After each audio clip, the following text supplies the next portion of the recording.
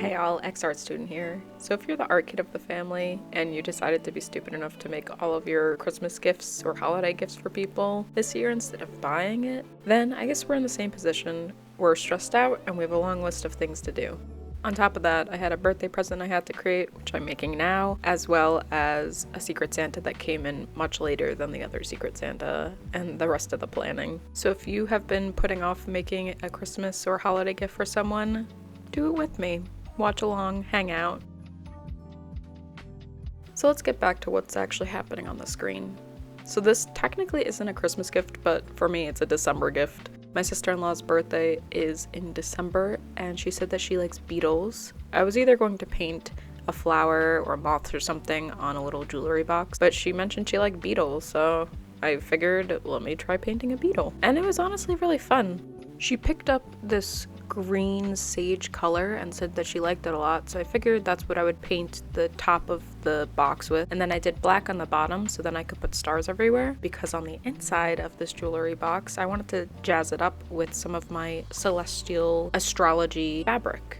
Originally I was looking for those ring cases that have the foam to keep everything in place, because this is supposed to be a ring box. The original present was just going to be a bunch of wire rings, but it kind of looks lame on its own, so I was like, well, I have to make a box. And then I was like, well, the box looks lame, so now I have to make it look nice. And then it just kept getting more and more and more and more. Long story long, I couldn't find that foam, so I decided to make my own little pillow for the rings.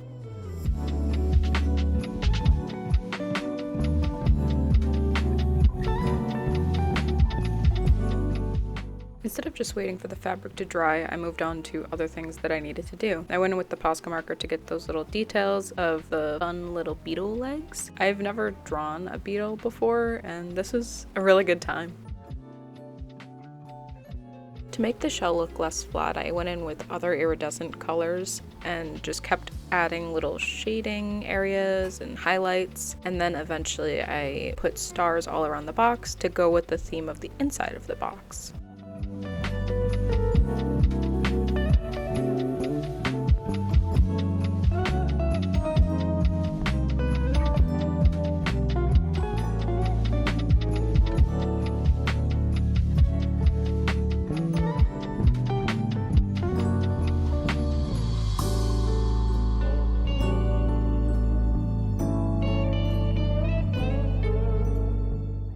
I was so nervous to add the fabric in. What if it didn't lay right? What if it looks stupid? I only have a limited amount of this fabric because I got it from Joann's, which is currently closed. I was able to adjust everything to where I liked it, or rip off the glue and start again. I even made these little side panels so then not all the wood would be showing, because it definitely stood out too much for my liking, so I wanted to cover it.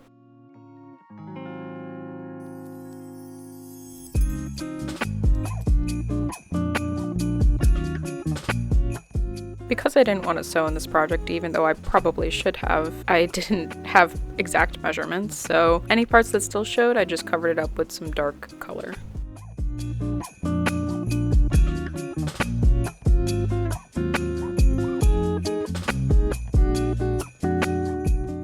I thought I was done, but then I went on my live stream and I wanted to make this more of a cushion. You definitely felt the hot glue underneath the fabric, so I just stuffed any scrap pieces that I could not sew and made it a cute little pillow for the rings. It was so cute.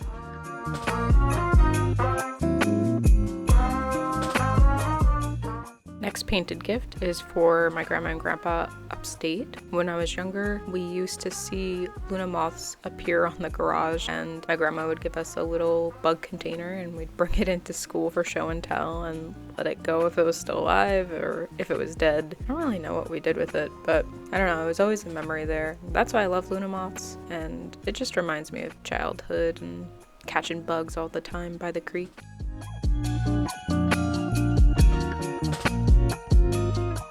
I really love how the color on the Luna moth turned out. It's such a nice faded green, but it was definitely too leaf green compared to the minty green Luna moths usually are.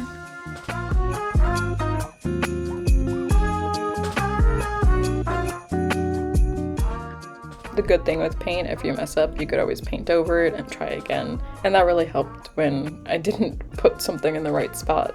And the details are what matter.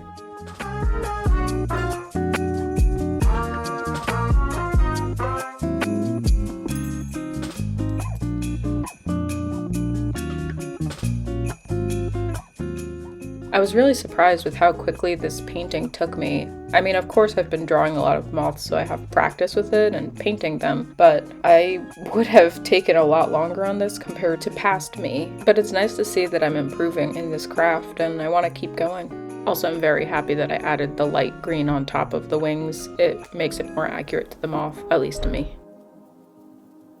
Normally I would never choose any peach beige color at all. I'm not really drawn to that color, but this is for my grandparents, and my grandma's house is very neutral. If anything, green is the only color. But surprisingly, some of the bedrooms upstairs are blue, but still they're like a muted blue. So it's nothing crazy. I just wanted it to go with the vibe of the house and actually be something they want on their walls.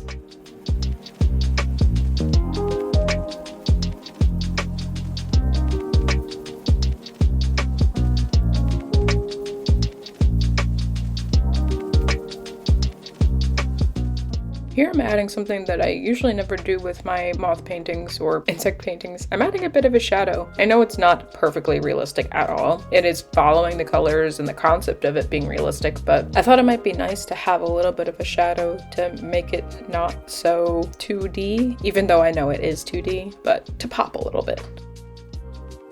And then I decided the top was a little bit too boring, so I looked through my dried flowers and leaves and picked out a nice little fern that I Mod Podged on, and I think it turned out pretty cute.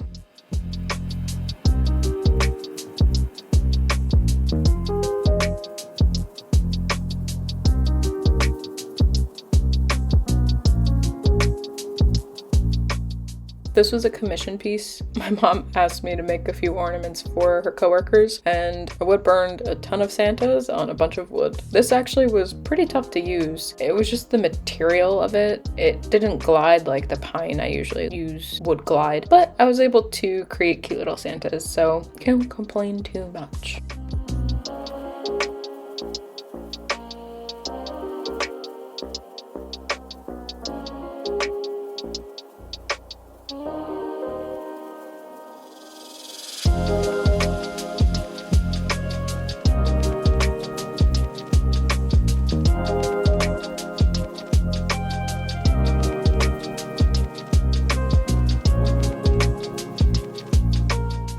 For this commission piece, my mom asked for a wooden Santa, a big one to put on her wall, and since it was a big piece of wood, I was able to go in with more detail, and also it's for my mom, so of course it's going to be better than the other ones. The only thing she asked was to add more holly onto the top of the piece, which I think definitely helped it, and I love the shading and the details that I did. I don't know if it's too minimal or not, but I do think it turned out well. And any place that I messed up, you could see it on the wood, I Dremeled it off.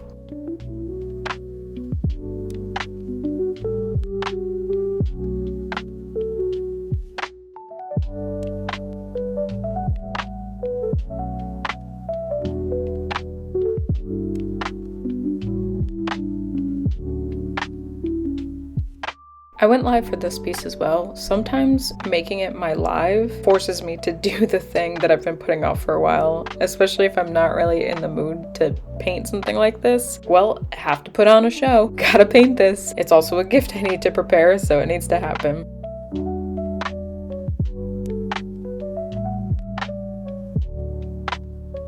Once it was done, I honestly was pretty happy with it. I sealed it up, and that was that.